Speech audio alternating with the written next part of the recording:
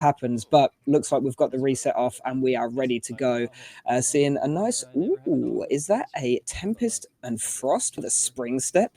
That is a very, very interesting class choice there. I may be incorrect on the main class there. Gotta be a Mardi, hasn't it? Oh, that's what I would think. That's yeah, a Mardi build if I've ever seen it. Yeah, yes, there it is. It's a Tempest. Mardi build. Tempest! Dangerous build. That is a dangerous build. I've been on the receiving end of Mardi's Frost way more times than I would like to admit, and damn, does it hurt just as much every single time. He just can't miss sometimes. It's ridiculous. This is the awesome thing with Mardi's build here as well, running Vigor and Vampiric, having that extra 50 health. If you're able to get it up to maximum, you know, starting at 20, going up to 30, then 50. If you're able to get it to that maximum, having your Frost offhand, it allows you to just hover there a little bit longer, maybe take one extra Fireball, one extra Tox Slap to make sure you get that big Squall Frost Lance off. So hopefully this will be able to work with Mardi, be able to grab some Vigor and Vampiric scrolls and get the build running. That's exactly it. This is the build that I've been waiting to see. I've been waiting to see a Tempest with that high mobility, with the Frost Lance that can hit those shots, and Mardi is about to deliver. I know Mardi well, and I know that they are a player that hits those, and you better run when you see them coming through, for sure. And really smart choice here with the Vigor and Vampiric. It's going to give them a little bit of that cushion, so if they do take a big sniper, big Frost Lance to the face, or if they just get hit with a Toxic Slap, they're not completely dead right off the drop.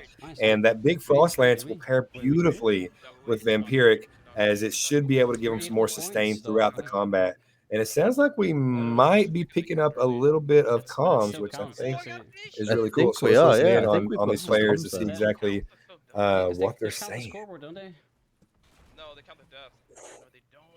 What the hell? We've got some strategies being developed based on the scoreboard. That's it. Yeah. Just assuring the team knows what's going on, what's happening, and what's to come. Just see a little bit of farming from Mardi here, making sure that he's getting his boons up and getting those scrolls where they can. Like I say, those Vigor and Vampiric scrolls are going to be very, very vital for Mardi's build. So hopefully he's going to be able to grab those as soon as possible before any of the big fights start. It's interesting to see as well. This is the second game running where both teams seem to have a non-verbal agreement where they're just going to spend a lot of time at the beginning farming up, making sure that they're at the best possible position before they actually engage themselves. There's literally a point between them at this point. I think we see a lot of this happening in the beginning of the matches. A lot of time, that's what the players want. I think that if you go the route of invading, you have to be all on the same page. Your entire squad needs to invade. You don't need to just think that you can 1v whatever and just go into the enemy territory and kind of break that handshake that you all had. You'll end up getting paid for it more times than not. But this area and this map has definitely, I would have to say, has been our most popular map choice of the night. Halcyon has definitely been the girl that everybody wants to take to the ball, you know. That's it. And I called it at the start. I thought Halcyon would be the one. Yep, that's exactly what I was saying. LD was 100% right. Halcyon is definitely preferred, and I'm not sure if it's these really nicely defined lanes on the sides for your loot and then the center area where you can fight, or if it's these structures that make it more appealing. But LD, you called it. So can you break down exactly why are these players picking Halcyon over and over, and what's the mentality behind it? Well, like I say, I think with some of these top level players, like Sloth said earlier, with the kind of unspoken agreement of, you know, not the fights to begin with, everybody gets their loot up. I think a lot of these top level players also have that agreement of try and take your 1v1s. You know, I know a lot of these players have some friendly rivalries. They want to see how they get on against each other in a 1v1 situation. And, you know, everyone's here to have fun as well as compete. So if they can throw that in the mix, I think that would be a really good thing.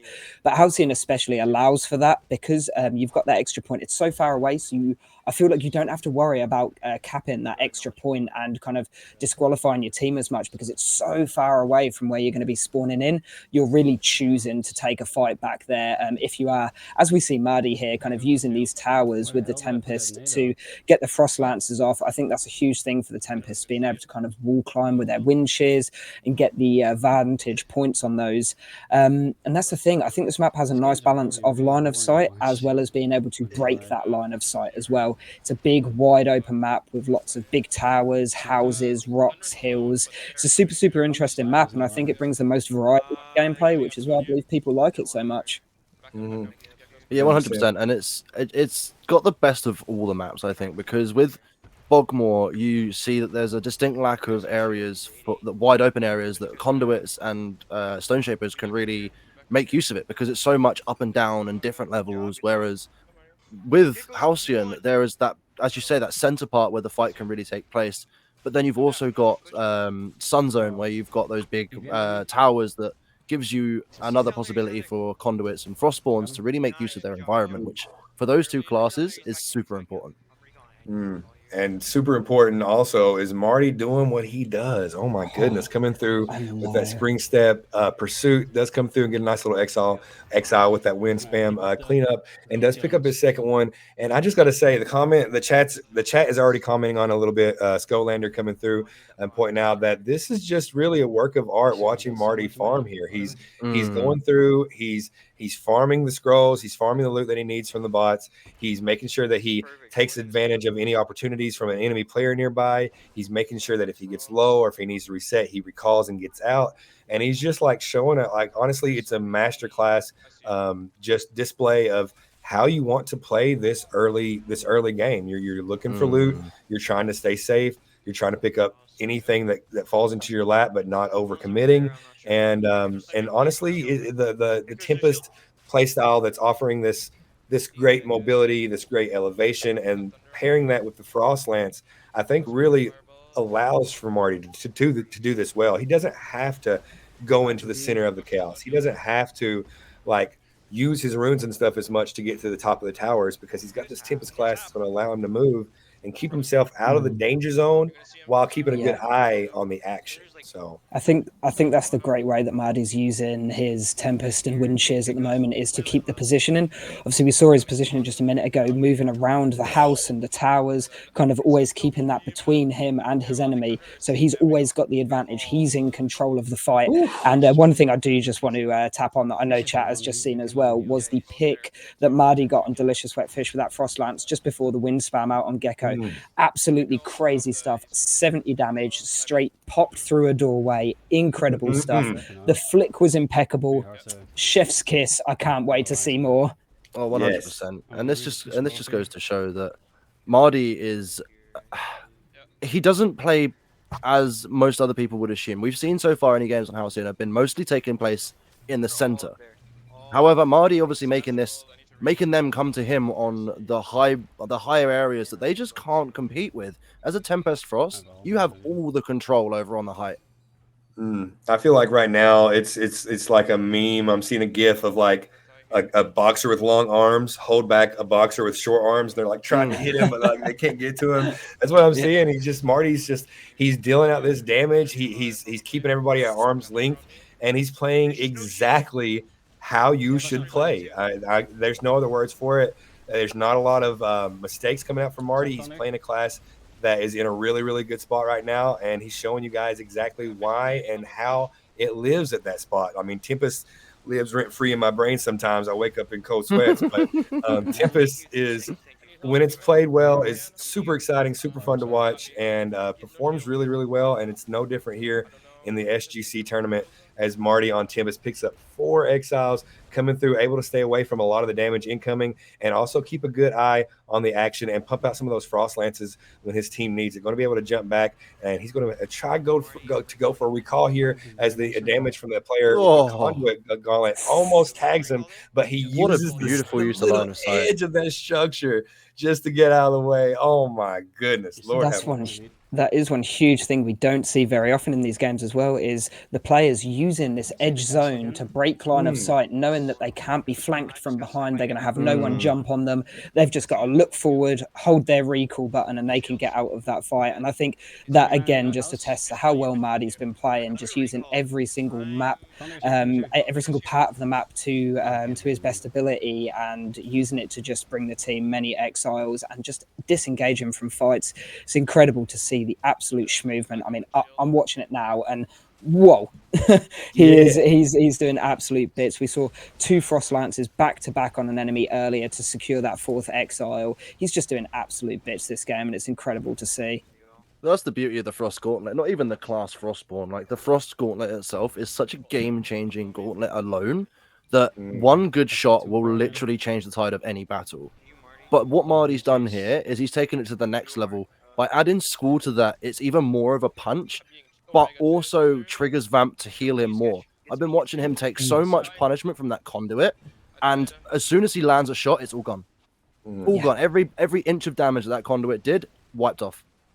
Yeah, and this is so exciting because Marty is part of this team that is coming through off of a loss, you guys. You can't forget this team came back losing the first round, barely, coming into this round with something to prove, and they're proving it. Honestly, they might be shaking up the whole tournament right now, as we spotted out earlier. LD Goat, I think, pointed out that in the bracket we pretty much have like double victories over and over. We haven't had a win versus a win, and then the third match come through with the tiebreaker or whatever. So this might be the point where we finally get that. And right now, I see this team, Dumb Ways to Die, clawing their way to the top of this mountain so they can stand on top and take this dub. It's going to be interesting that a little bit fight back here as Gecko's Wet Thigh does bring themselves back up to 70. 1 point difference right now. I might have spoke too soon, but I still got hope. Marty doing his thing, playing this class very, very well. And this is a tight match. Y'all get excited. Oh, my Lord. The snipes coming out of Marty right now. Ooh. Honestly, just something else. It doesn't matter if you're across the map. It doesn't matter if you're in his face. If he has that frostbow out and ready to fire, you're in trouble. I felt that one. Gosh, that was crazy. Oh, and we see there as well, the enemy player just dropped straight on top of Marty's head. Bang, bang, bang. The wind shears come out. He's trying to take that advantage straight off the bat. I don't know whether that was an intentional play from the enemy to try and get some damage off on Marty, or whether it was just an unfortunate series of events that gave Marty the opportunity to slap out some wind shears and keep control of that high point. Well, that's the beautiful thing with Tempest as well. Like, even if you are in trouble and you're on top of, like, right in someone's face, all you've got to do is wind jump and then get on top of them. And not only can you get some distance, but you can also do incredible amounts of damage in such little time. Yeah. Oh, yeah. This is very interesting to see. We've seen Halcyon on the choice over and over tonight, and lots of games in this map already. But I think this may be the first time that we saw a team kind of drag and force the whole fight out to this tiny little area. Usually it's that middle area where there's tons of scrolls and stuff available. Maybe Marty's team, Dumb Ways to Die, feels like they don't really need to loot. Oh my goodness. Maybe they don't need to loot anymore, and maybe they can just fight away from the bots in the center area.